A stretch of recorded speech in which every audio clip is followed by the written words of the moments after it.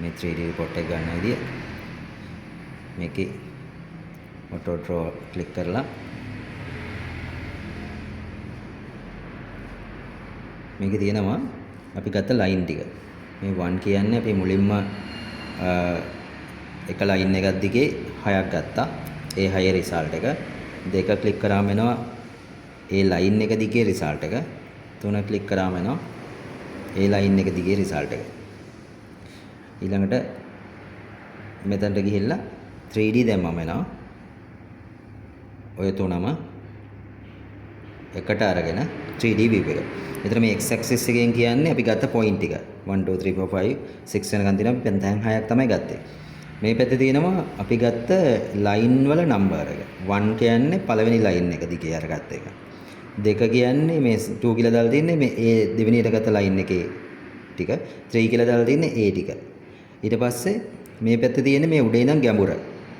උඩ බිඳුව ඍණ 1 ඍණ 2 ඍණ 3 ඍණ 4 ඍණ 5 මම කියන්නේ අපි මීටර් 5ක් තමයි ගත්තේ පොළවේ ඉඳන් මීටර් ගාන. ඊට පස්සේ මේක එහාට මෙහාට කර කර බලන්න පුළුවන් ওই විදිහට. ඊළඟට මේකෙම තියෙනවා 3D slice කියලා. ඒතර ඔය ගත්ත line තුන slice තුනක් විදිහට මෙහෙම එනවා. එකෙන් අපිට confirm කරගන්න පුළුවන් මෙතන ඉඳන් මෙතනට තියනවද අදාළ දේවල් ටික මොනාරි මැද තියනවද පේන්නේ නැතුව 3D view එකේ කොහොම බලා ගන්න පුළුවන් මේකේ.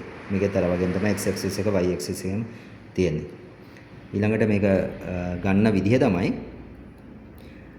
අපි project name එක normally දාලා මෙතන new project කියලා project name එක දාලා survey line 1 කියලා දාලා මුලින්ම measurement එක ගන්නවා. ඊට පස්සේ ආපහු reverse වෙලා මෙතනට ඇවිල්ලා නම වෙනස් කරන්නේ නැතුව survey line number 2 කියලා දාලා මෙතන click කරාම numbers ගන්න පුළුවන්.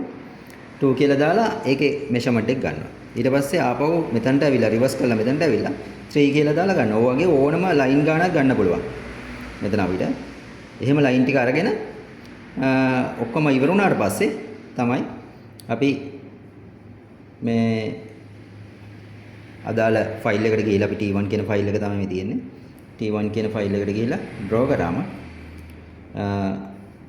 ඒ තුනම වෙන වෙනම බලන්නත් පුළුවන්. මෙතන 1 2 3 ගේ වැටෙනවා. වෙන වෙනම බලන්නත් පුළුවන්. ඒ වගේම 3D ගන්නත් පුළුවන්. ඒ විතරක් නෙවෙයි මේකේ software එක මේකට මේ කෙලින්ම ඒගොල්ලන් වෙබ්සයිට් එකට ඩවුන්ලෝඩ් කරලා දාලා තියෙනවා. ඒතකොට ඒකෙන් තව දුරටත් මොන හරි විශේෂ දේවල් ටිකක් තියෙනවා නම් මේකෙන් බලා ගන්න පුළුවන් ෆයිල් කන්වර්ට් කරන ඒවා මැනුවල් එකේ ඔක්කොම දේවල් තියෙනවා. මේ AI ඇනලයිස් කරන ඒවා ඒ හැමදේම මේකෙන් බලන්න පුළුවන්. ඒක ඒ සිස්ටම් එකත් මේකට දාලා තියෙන්නේ. මේ එතකොට ඕනම එකක 3D view එකක පාර ගන්නත් පුළුවන්. ඒ වගේම වෙබ්සයිට් එකට ගිහිල්ලා ඒ වෙබ්සයිට් එකෙන් තව දුරටත් තොරතුරු ටිකක් ගන්නත් පුළුවන්.